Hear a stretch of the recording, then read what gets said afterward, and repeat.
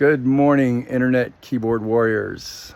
Rob Harrington, Cranky Old Car Guy, coming from Northwest Florida today. A little chilly and a little gray. What are you gonna do when it gets a little colder this winter? And are you gonna leave your bunker with your keyboards, where you're staying warm, to venture out in the cold weather to go do the things you're supposed to do to buy a car properly, buy a used car properly in this case?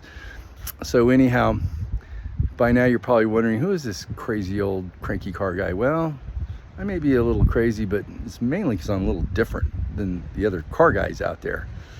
I'm really more of a social scientist through my college education and such, and my experience in life.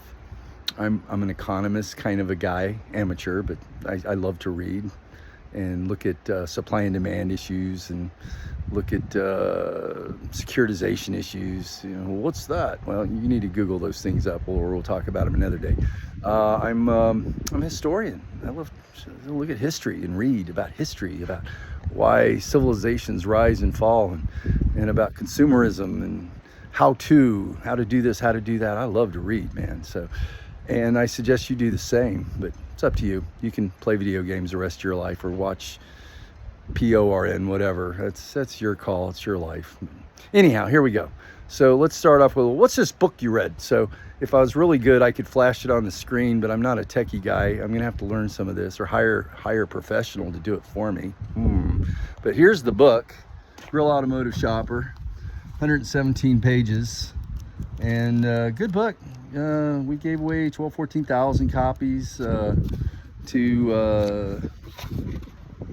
the consumers in Atlanta, and it was a great thing, man. Table of contents.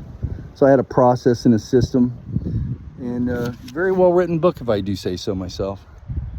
And a lot of people gave me a lot of compliments on it. I also have written a lot of training manuals for the car business, for the franchise guys, corporations. This is an example of one of them. The 100% close, or reconsidering the road to the sale. And again, man, I don't mess around. When I write, and I know what I'm talking about. I'm very good at what I do, and it's because I spent all my time as a young guy, first getting into the car business. Basically, reading lots of sales books and sales trainings and sales training guides, and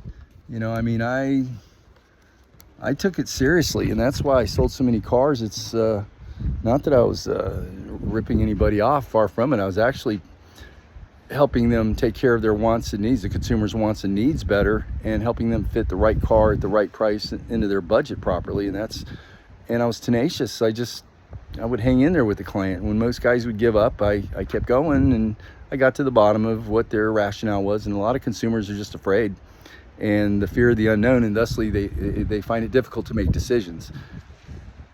I help people make decisions, but I do it in their best interest, because that's how I make my money. I get paid to help people. And you want to make a lot of money in this lifetime, you got to figure out how to help the most people accomplish their wants and needs. There's the secret. All the get rich books, that's what they tell you. You got to be a good person, and you got to help a lot of people. And I did become a multimillionaire, and which leads me to the subject matter here of, pigs get fed and hogs get slaughtered. Well, there's two types of people out there in consumerism. There's the pigs and the hogs. And I became a hog during the real estate boom 15 years ago, and pretty much got my butt kicked on that one, like 6 million other Americans did. And it's a faulty system, and it's corrupt and all that, and we'll talk about that on another day. But let's talk about you and buying a used car. Are you a pig, or are you a hog? It's okay to be a pig and look out for your interests, but to be just plain out greedy and silly and stupid, you're gonna cut your own throat. Pigs get fed, hogs get slaughtered. You may want to consider giving me a call, because if I've got 37 years of doing this, and all the book time and the training and the research and all the process development that I've done for the industry and for consumers, been on radio shows, I've done about everything you can do in this business other than own a franchise. I guess the bottom line is, you think you can really do this better than I can? If so, have at it. Good luck. Or quit being such a hog. Be the pig instead. Give me a call. You got my numbers all over my website. Peace out. I'm gonna go inside and warm up.